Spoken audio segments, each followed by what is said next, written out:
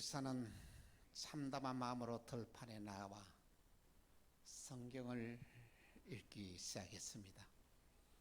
그런 성경을 진지하게 읽어나가면서 구원의 의미가 무엇인지 의문을 가지고 읽기를 시작했습니다. 그러나 그는 성경을 읽어나가면서 낙담하면서 울부짖습니다. 이 무거운 짐을 어떻게 벗어날 수 있을까? 어떻게 해야 내가 구원을 받을 수 있다는 말인가? 어떻게 해야 내 가족이 다 구원을 받을 수 있다는 말인가? 그렇게 고민하면서 울부짖었던 것입니다. 바로 그때 크리스찬을 바라보고 있던 한 남자가 찾아왔습니다. 그 사람이 바로 전도자라는 사람입니다. 전도자는 말합니다. 왜 그렇게 고통스러운 모습을 하고 있습니까? 크리스찬은 말합니다. 이 책을 읽어보니 우리 모두는 죽음을 맞이하게 되는데 죽음 이후에는 무서운 심판이 있다고 기록되어 있습니다. 저는 죽음도 싫고 죽음 이후의 심판은 더욱 두렵습니다. 그렇게 대답을 했습니다. 전도자는 묻습니다. 이 세상이 이토록 악이 가득한데 왜 죽음을 무서워합니까? 크리스찬은 말합니다. 나는 아직 죽을 준비가 되어 있지 않습니다. 그리고 죽음 이후에 무서운 심판을 나는 도무지 견딜 수가 없습니다. 크리스찬의 말을 듣고 있는 전도자는 이렇게 말합니다. 당신은 지금 구원의 방법을 찾고 계시는군요. 그리고 전도자는 양 가족의 두루마리를 펴면서 닥쳐올 하나님의 진노를 읽어드리고 저 들판을 가리키면서 말합니다. 저 들판에 좁은 문이 보입니까? 라고 묻습니다. 아니요, 보이지가 않습니다. 아니, 그러면 저 들판 끝에 빛나는 빛은 보입니까? 그렇게 말합니다. 예, 빛은 보입니다. 그때 전도자는 말합니다. 뒤로 돌아보지 말고 좌우로 돌아보지 말고 저 빛을 향하여 앞으로 나아가십시오. 거기 가면은 좁은 문을 만나게 될 것인데 그 좁은 문을 두드리십시오. 그러면 거기에 당신을 맞이하는 사람이 나와서 어떻게 하면은 당신이 무거운 짐을 벗을 수 있는가를 가르쳐 줄 것입니다. 이렇게 이 말을 들었던 크리스찬은 너무 감격해서 그것이 참말입니까? 크리스찬의 말에 너무 가슴에 불이 떨어진 것 같았습니다. 그리고 뛸 듯이 기뻤습니다. 이 기쁜 소식을 그는 그의 가족들에게 전해줘야 될 사명을 가지게 되었던 것입니다. 크리스찬은 전도자가 말한 대로 저 좁은 문을 향하여 길을 걷기를 시작했습니다. 전도자의 사명입니다. 하나님은 우리가 이 땅을 살아가면서 외롭고 고독하게 살기를 원하지 않습니다. 그래서 보혜사 성령님을 우리에게 보내주셔서 오늘 우리가 위기를 당할 때마다 고비고비마다 보혜사 성령님은 우리에게 피할 길을 제시해 주는 것입니다. 보혜사란 말은 돕는 영어로 위로 잘하는 게한 뜻이 되었습니다. 성령님의 위로가 오늘 저와 여러분에게 있으면 세상을 살아가면서 아무리 지치고 힘이 들어도 새 힘을 얻게 됩니다. 그 새 힘과 능력으로 세상을 살아가게 되면 넉넉하게 이겨나갈 수 있다는 말씀인 것입니다. 성령님 우리가 감당하기 힘든 격한 어려움을 당할 때에 성령님은 우리에게 전도자를 보내줍니다. 그 전도자를 통해서 우리 인생의 모든 문제를 해답을 얻게 한다는 말씀인 것입니다. 제가 25살 되던 해였습니다. 제가 일찍이 사업을 해서 사업에 이렇게 크게 어려움을 겪게 되었던 것입니다. 남이 알지 못하는 엄청난 빚을 지게 되었던 것입니다. 이제는 어느 누구도 나한테 누구에게도 돈을 빌려줄 사람도 없을 정도의 그런 위기가 찾아왔던 것입니다. 그때 청도읍에서 생활하던 서도학 장로님이라는 분이 계시는데 그분이 저한테 전화가 왔어요. 저를 좀 만나자는 것입니다. 이 힘들 때 어려울 때 저를 만나줄 사람이 있으니까 너무 반갑고 너무 기뻐서 그 장로님을 찾으러 갔습니다. 큰 기대를 가지고 장로님을 만나러 가는데 이 장로님이 저를 만나자마자 이렇게 묻습니다. 저는 자네 너무 힘들고 어렵지? 예, 어렵습니다. 그 다음에 하는 말이 자네가 지금 지고 있는 빚이 얼마냐고 묻습니다. 저는 너무 돈이 급한 사람이었어요. 그런데 내가 있는 빚을 다 말할 수 없었던 것이었어요. 그 빚이 적다고 속이고 장로님한테 그 돈을 빌릴 수도 있었어요. 장로님은 그때 당시에 하던 사업을 정리하고 그 뭐냐면 소를 많이 키우고 있었는데 소를 다 팔아서 정리하고 난 이후에 저를 불렀던 것입니다. 근데 장로님의 그 이야기를 듣고 난 뒤에 저는 그렇게 말했어요. 그 장로님이 그 빚이 얼마냐고 묻는데 저는 엉뚱한 얘기만 자꾸 했는 거예요. 뭐 내가 어렵지만 앞으로 괜찮습니다. 이 말만 자꾸 했는 거예요. 그 다음에 또 다 듣고 있더니만 다시 장로님이 묻습니다. 아니 그 말 말고 자네가 지금 빚이 얼마냐고 그렇게 또 묻습니다. 그때 저는 장로님을 이렇게 마야 좀 속이고 돈을 빌릴 수 있는 길이 있었지만 저는 성령께서 허락하지 않는 거예요.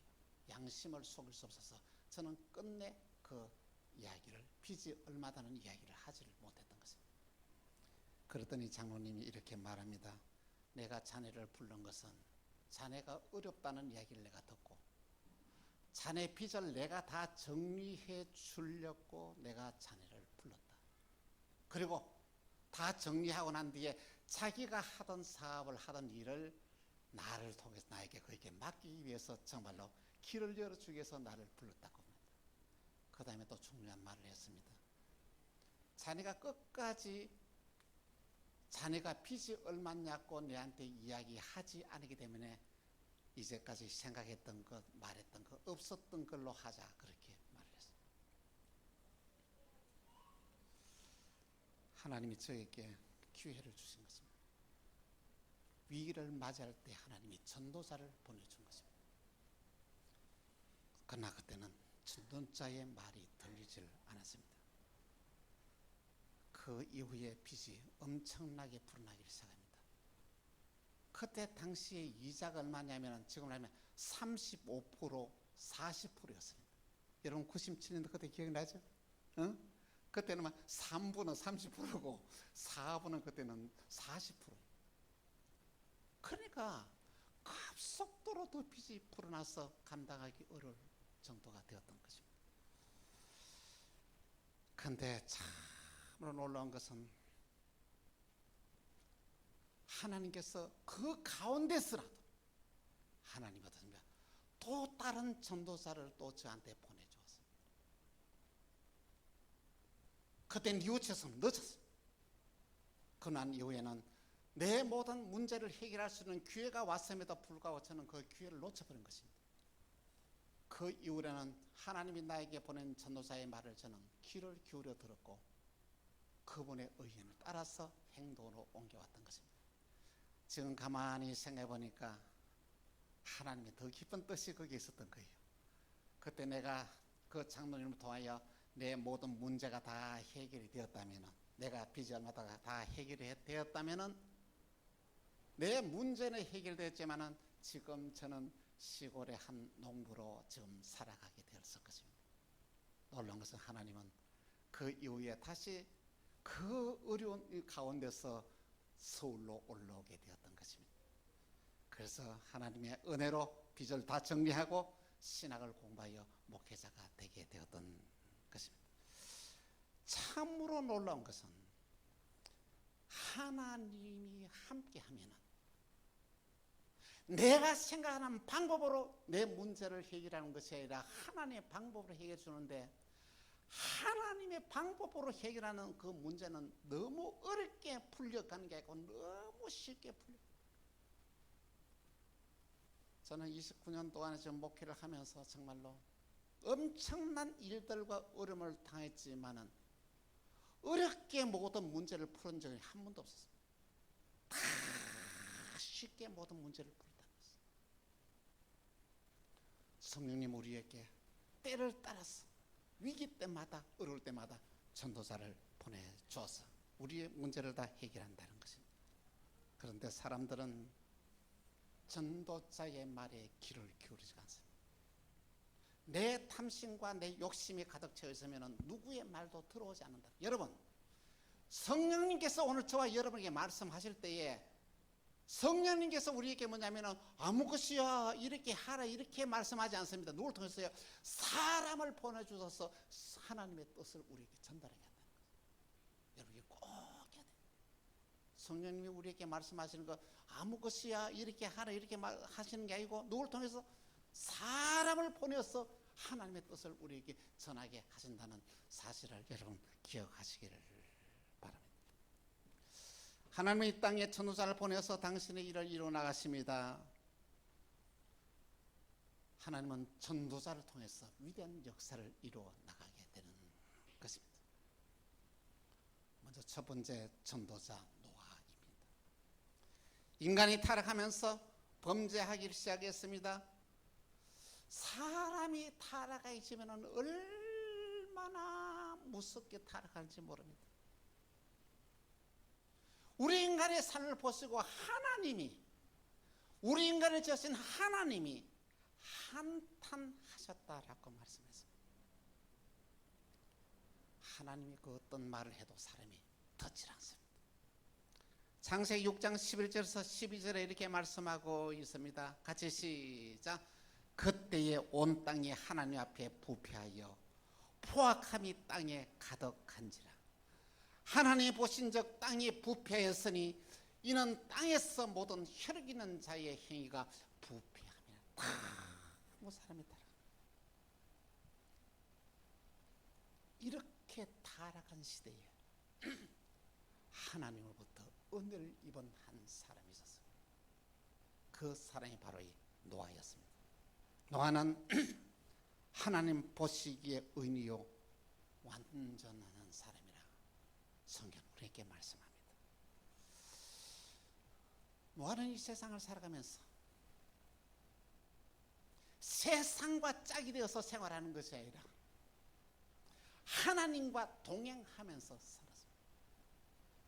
노아가 하나님과 동행하면서 살았다는 말은 어떤 말이냐면 하나님이 무슨 말씀을 하시든지 그 말씀을 믿고 그 말씀을 행동으로 옮기는 삶을 살았다는 것입니다. 하나님은 타락한 이 세상을 심판하기로 결정합니다. 어떻게?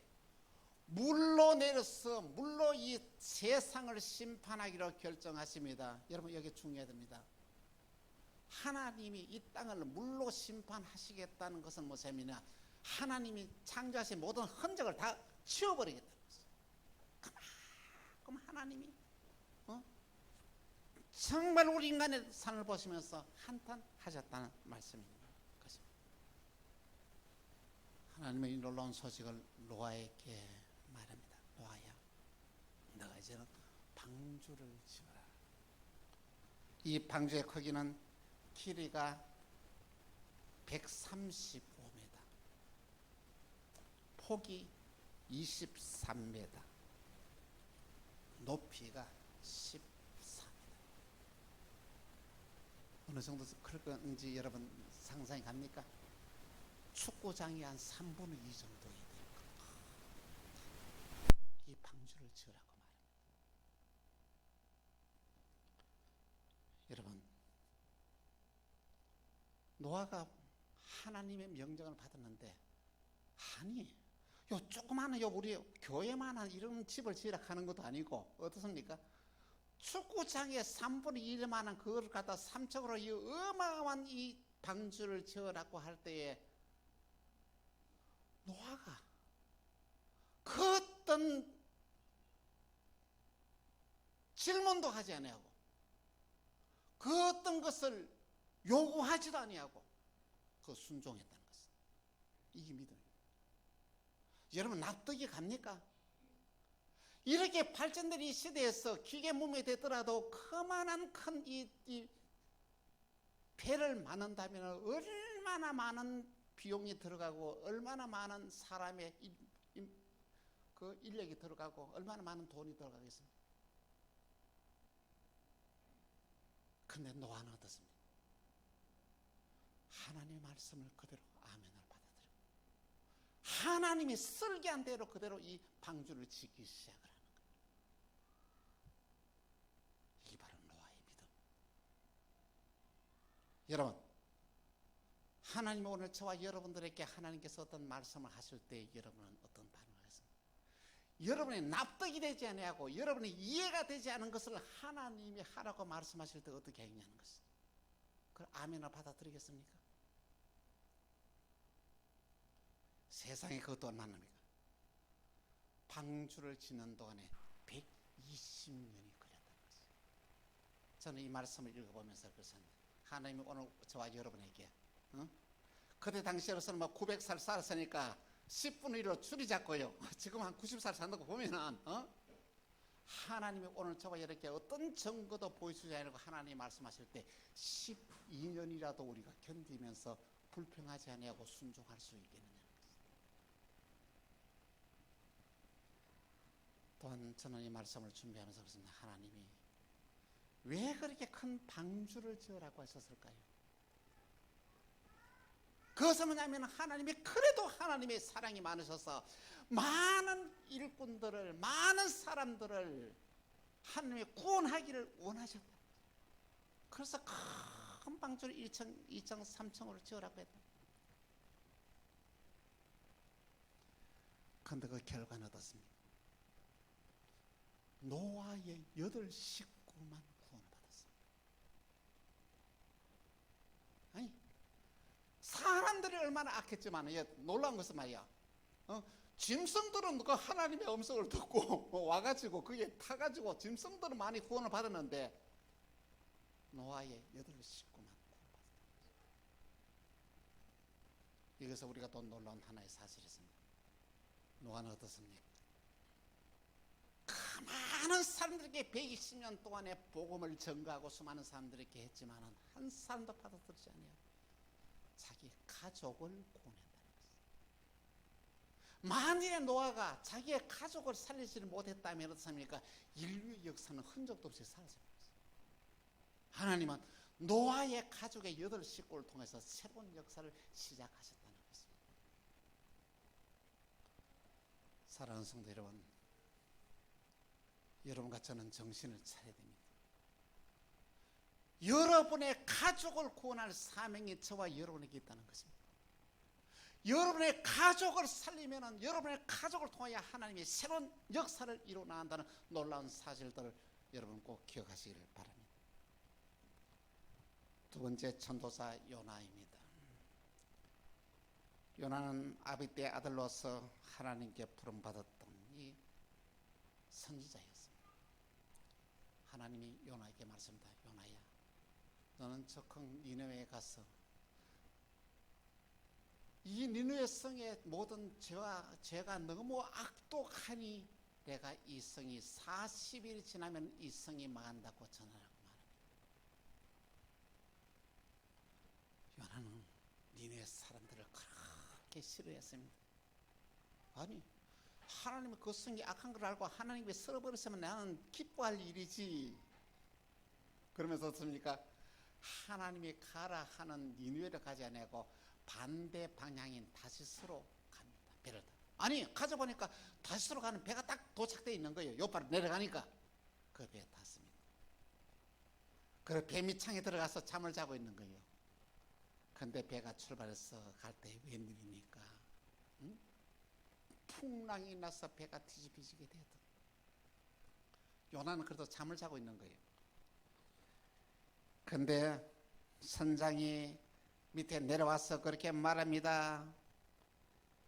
선장이 오면서 말하는데 자는 자여 어찌미냐, 일어나서 내 하나님께 구하라. 하나님이 우리를 생각하사 망하지 않게 하시려고.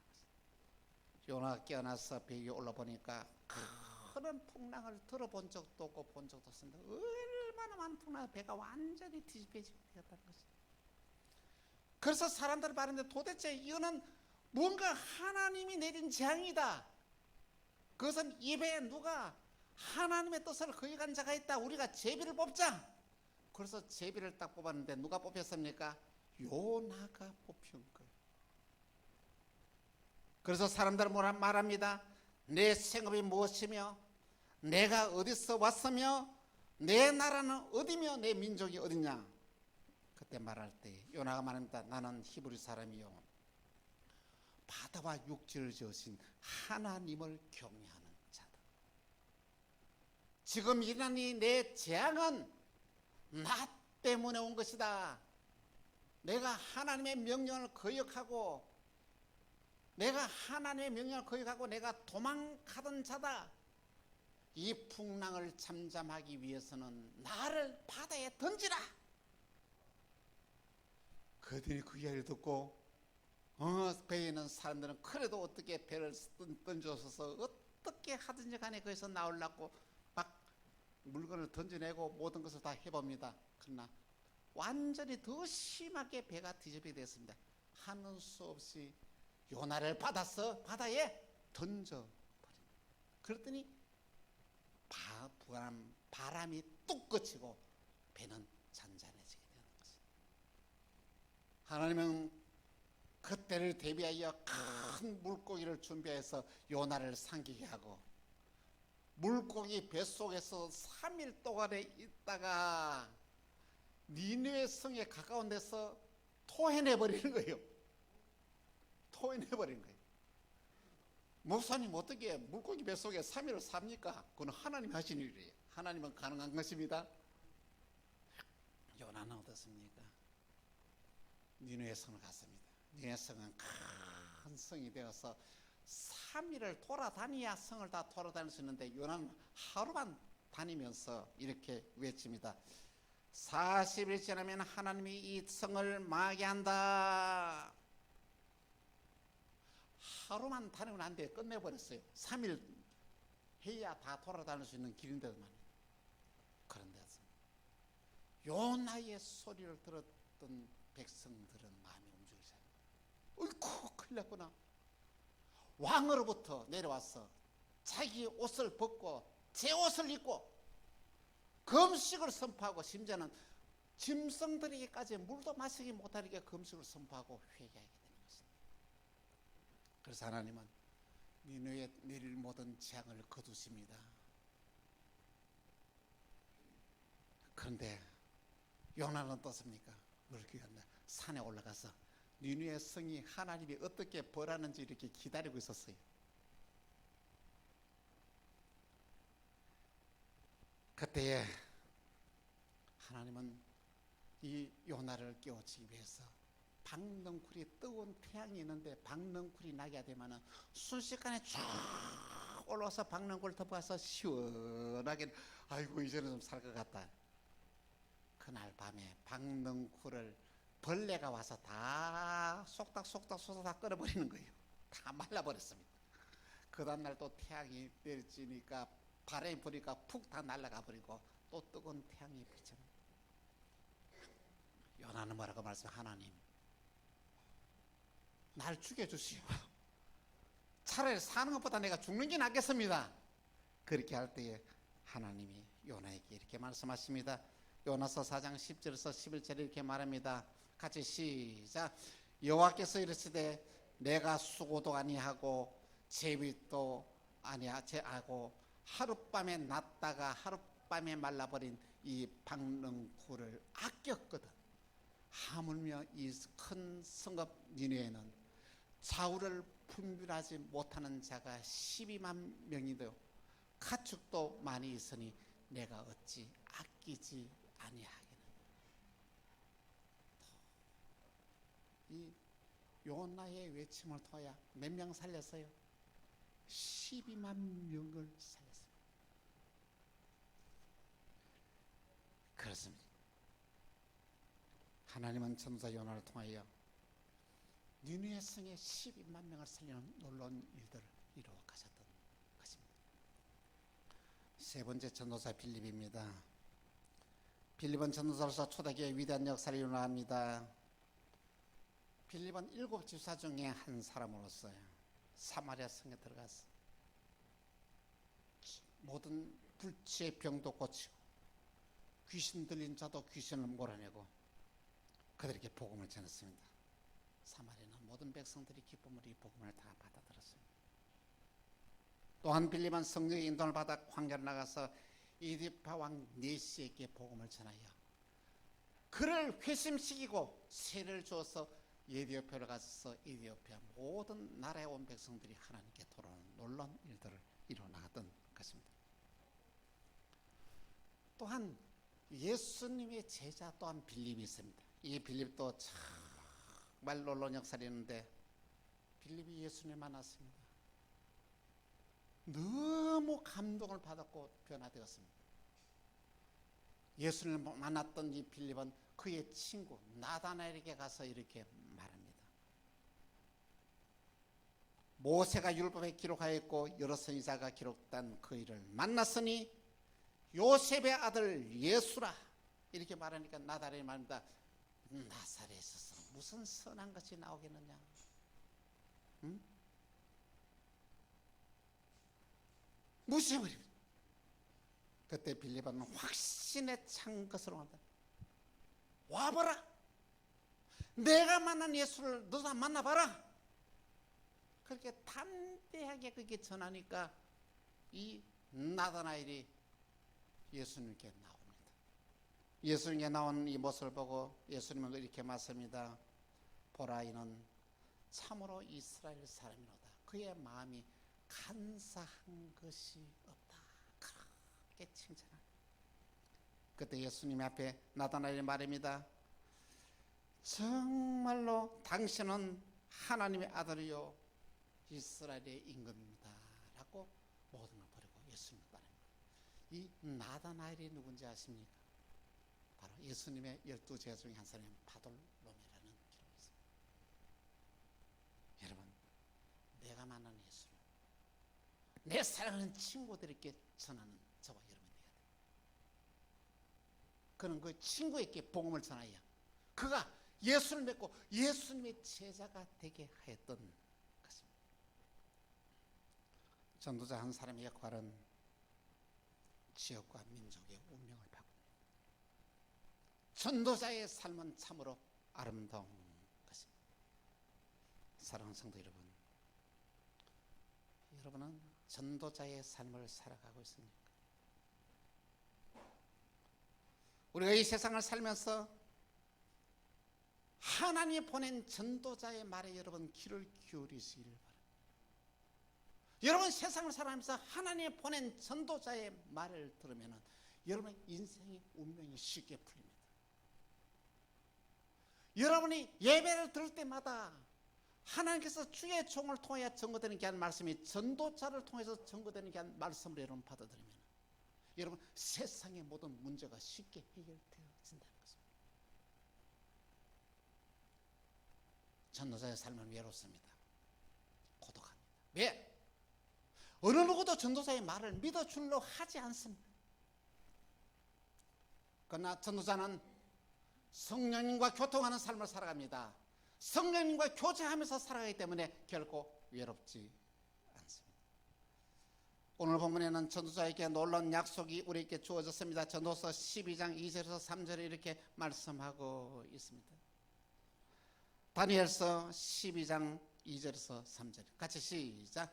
땅의 티끌 가운데서 자는 자 중에서 많은 사람이 깨어나 영생을 받을 자도 있겠고 수치를 당하여서 영원히 부끄러움을 당할 자도 있을 것이며 지혜 있는 자는 궁창의 별과 같이 빛날 것이요 많은 사람을 옳은 대로 돌아오게 한 자는 별과 같이 영원토록 빛이라. 할렐루야.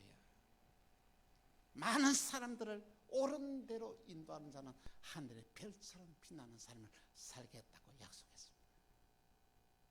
여러분, 우리 모두 전도자의 말에 귀를 기울이십시오. 우리 모두 다 전도자가 되십시다.